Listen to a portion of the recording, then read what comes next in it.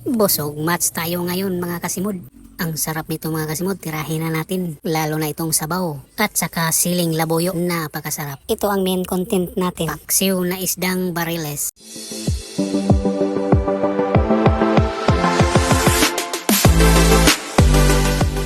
Aabanti tayo ngayon dito sa Cebu Wonderland Shooters Club para sa ating requirement sa ating license. Malapit na kasi mag-expire ang LSP natin, kaya isa ito sa requirements ang firing practice para na din maturuan natin ang ating mga tauhan na mga kabaro natin. Let's go!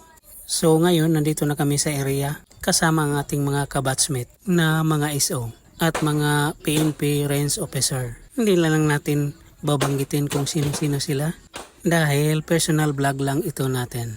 Mga 5 rounds lang ang kailangan natin, okay na to. Basta kay piti-piti ang age. 9mm lang ito pero malakas ang putok. Standby muna tayo dito sa gilid, medyo maulan ang lagay ng panahon ngayon. Hintayin lang natin na humupay yung ulan. Parang humina ng ulan, diretso na tayo sa merkado para bumili ng maulam natin ngayon. At dito nakikita natin may nagtitinda ng isda. Mukhang presko naman at masarap ito sa paksiw. Lalo na ngayon tag-ulan. Mukhang masarap ito sa paksiw na pinahubas. Klaro ako noon sa mga kinahubas. Ay sus, pinatuyo na paksiw. Masarap sa malamig na panahon. Pagdating natin sa bahay, maghanda na tayo ng mga pampalasa at panakot. Katulad ng bawang, bombay, siling labuyo. At huhugasan natin ng mabuti ang isda nating binili na nakaslice na. Mukhang masarap to mga kasimod. Siguradong mapakain tayo dito ng maraming kanin. Tamang-tama, gutom na ako.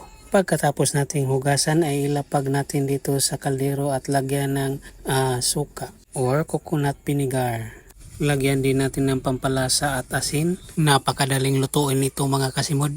Lagyan na rin natin ng bawang at saka sibuyas bombay.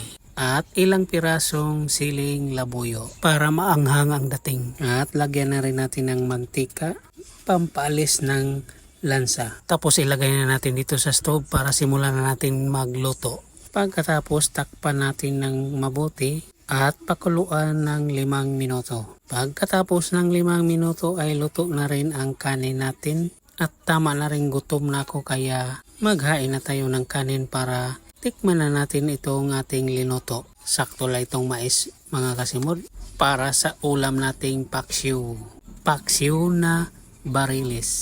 Lagay na natin sa mesa at simulan na natin kumain ito. Ang sarap nito mga kasimod. Tara na, kain na tayo. Busog na naman tayo sa ulam natin ngayon.